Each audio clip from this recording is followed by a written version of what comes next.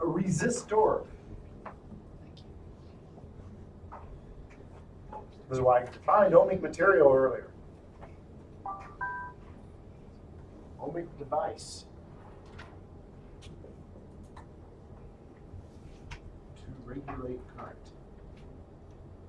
That means it has constant / set resistance across the voltage range.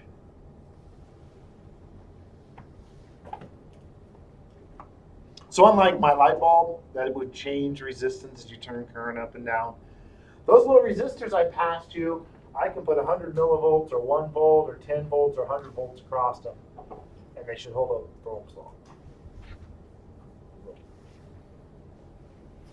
Okay, these may be made out of different material. I'm not going to write it down. They can be. Old ones were made out of carbon. They tend to be a dark brown.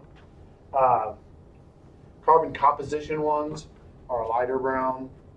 You can get them metal oxide. There's another metal one I'm missing the term for right now. They're kind of green or bluish composition. So they're made out of different materials, but they're all similar in that they are set. A set resistance intentionally built for us for an engineer, electrical engineer, to design to control current, and for us to look at and understand how they manage current, how they relate current voltage. Okay, now there's some things you notice about it. It has 4 color bands on it, right?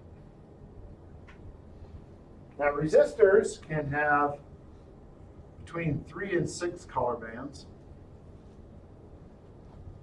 on them, depending on the specific resistor, but they all mean the same thing. Or I should say the colors all will mean the same numbers. I'm going to teach you how to read all these because I'm going to make you do that through them. They also have, I'm just going to note, unfortunately I have to tell this from the size, and I'll explain what that means. But they come in different sizes, and that dictates how much power they can handle before they dissipate into smoke. So you can do that, yes. I've done that. People have done that in the lab. All of a sudden you get a hot smell, and then minutes later, if it's really high, it'll puff. Most of them in here, I've never had anybody in here do anything other than just kind of start getting a hot smell, and they start turning a little bit black on the outside. Don't worry, kill power. Let it cool off a second, grab it. It's no big deal. Don't try to do it. All right, color codes.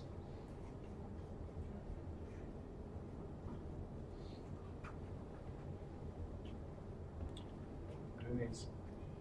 See if I miss one when I say write these down. Black, brown, red, orange, yellow, green, blue, what's next? 1, 2, 6, 7.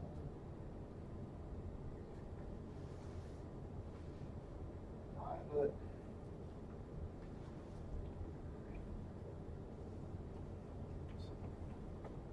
Zero, 1, 2, 3, 4, 5, 6, 7, 8, minus white, 9. Sound right? There's no white. Got blue. I got blue. There's no blue.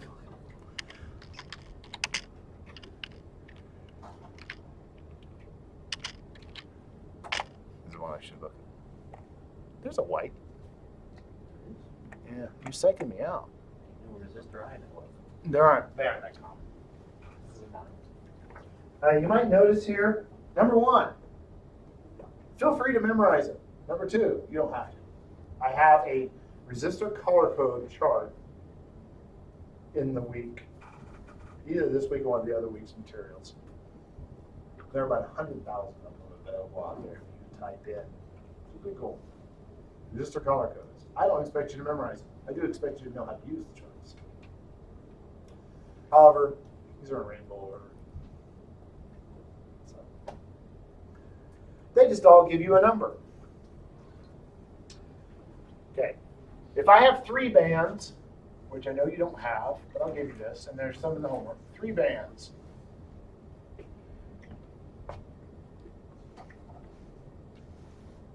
First 2 are my value or my base number. Third is the multiplier. These are 20% tolerance. Okay. I'm going to note 3-band resistors are old resistors. They have not been standard production for a while, but you can find them in old equipment. I have some on the homework just to make sure you understand what they are. So if I were to take one of these and I look at it, I'd have 3 collar bands. They'd be towards one end. And I would look at those. And I would read the numbers off of them. So let's pick and give them some numbers. Let's make that one red. Make that brown. Make that black. You're not ever going to have the first one be black because that's a 0. So look and think. You know, after a while, if you do these a lot, they're standard value you just see used over and over. And you kind of just glance at them. But what are those? Well, brown is 1, black is 0, red is 2. So I would read this 1, 0.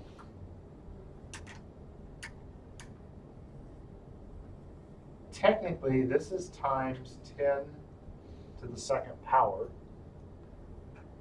But that's the same thing as 10, just add 2 more zeros. So you just count that as the number of zeros.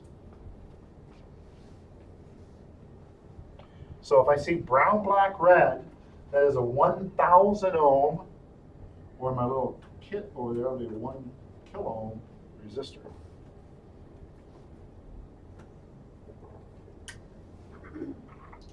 So you know what direction it's going? They'll be on one end. They'll be towards one end. If you have the 3, so you just put them on. You've got 4 on yours. So we're there. I'm getting there. That's a good question. The ones I gave you, I believe, are brown, black, red. Probably brown, black, red, gold. All right. 4 bands.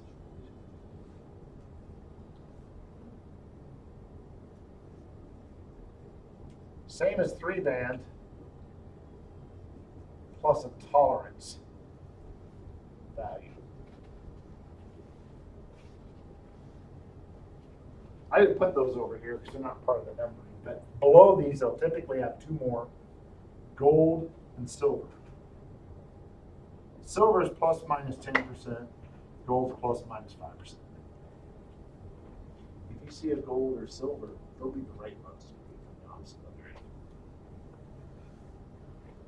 There are some other precision collar bands, and unfortunately they use these same numbers, and I don't have any of them memorized. Using them, you probably A, know you're using those precision, and B, you will know them on the table. The little table they gave you will list them. Like there's something like plus minus 0.25%. Yeah, I want you to notice this. You might think electricity, everything's super, super precise.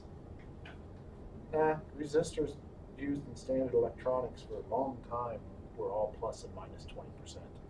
That means my 1 kilo ohm resistor is guaranteed to come off the manufacturer's roll between 800 ohms and 1200 ohms.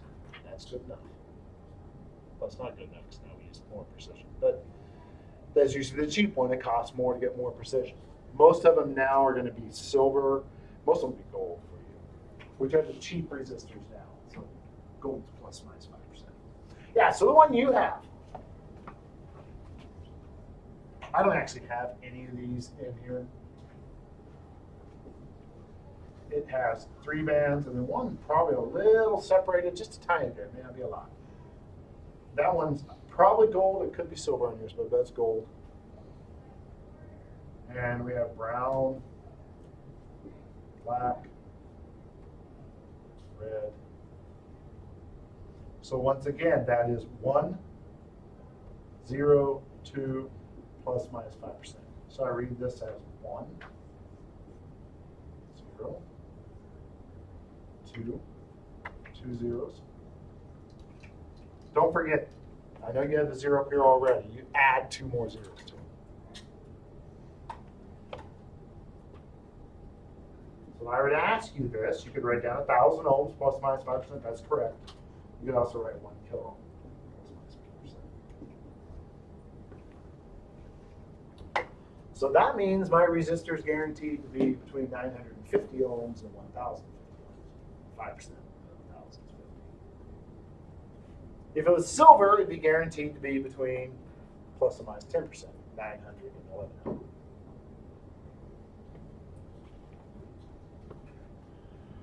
Everything I will give you in here will be 4 band that come off of here. Because, well, frankly, they're the cheapest. They work great for what we're doing. Now, I can get away from 4 band though, and there's a lot of stuff out there you can get, especially when you get to buying your own kits and building kits. Even some of the kits I have, and you might have 5 band resistors. So 5 band. So 3 values. Plus my multiplier, plus tolerance. So if I wanted to do 1 kilo ohm there, this is what I would have. I would end up with 1, 2, 3, 4, 5. Let's just say this is gold. This would be brown, black, black, brown, which is 1, 0, 0, 1 plus or minus 5%. If I were to write this down, I would write 1, I would write 0, I would write 0 plus 1 more 0. Careful, it's not a 1 more 0. So it works just like these do, except that you have 3 numbers at the beginning and then your zeros tacked on.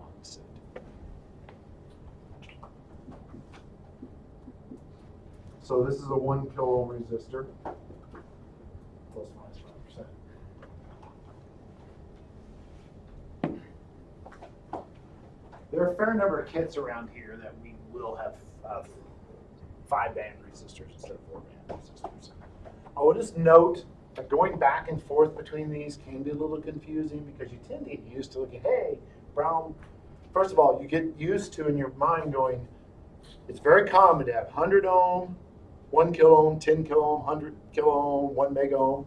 They're all brown, black, and then the number afterwards is just the multiplier. So very quickly when you're working here, you'll just get used to, hey, brown, black, red's 1 kilo ohm. Brown, black, orange will be 10 kilo ohms. Brown, black, yellow will be 100 kilo ohms. Brown, black, green will be 1 mega ohm. It's just adding 1 more 0 should go off each time. As soon as you get to the 5 band, then that last multiplier shifts a bit. I'm going to go ahead and add, there's a 6 band. We will have none of those in here. I just want you to be aware it exists. There's like the 5 band.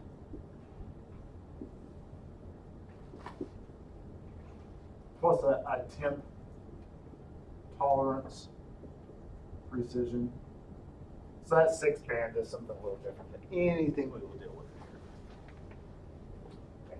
I care that you can handle the first 3 types, color bands.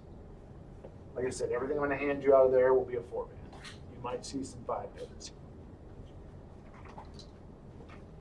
Now, you read color codes, I will put it on the quiz, on the test when we have our first test, and I'll put pictures of resistors on there and say, hey, what value is it? You can have you get a sheet, you get an equation sheet. So I would have your resistor equation sheet right there, and you can look up the values. If you're memorizing, fine. It's kind of an old-fashioned way. I noticed the person before me that taught this would do that. Looked like it was like for any of the spelling tests, except we're going to have 100 resistor color codes on it, 50 front, 50 back, and go out and fill out all the values. That seems kind of old school. If you look it up, if you do it for a bit, you get it memorized. You may not do 2 semesters in here, but you will. And you'll probably still be nervous on tests, so I can print the equation sheet out. When you're working on your kits and stuff in the back, and when you're working on stuff, measure them. I'll teach you how to measure them in lab. But you just set up all these multimeters, have an ohm meter. An ohm meter, you just plug in the thing, pull the resistor out all by itself, connect it. It runs a little current through and measures the voltage and uses Ohm's law internally to find the resistance. And that'll give you the resistance. Watch out, if you're looking for 1 kilo ohm, there's a good chance it's going to measure 0.995 kilo ohms.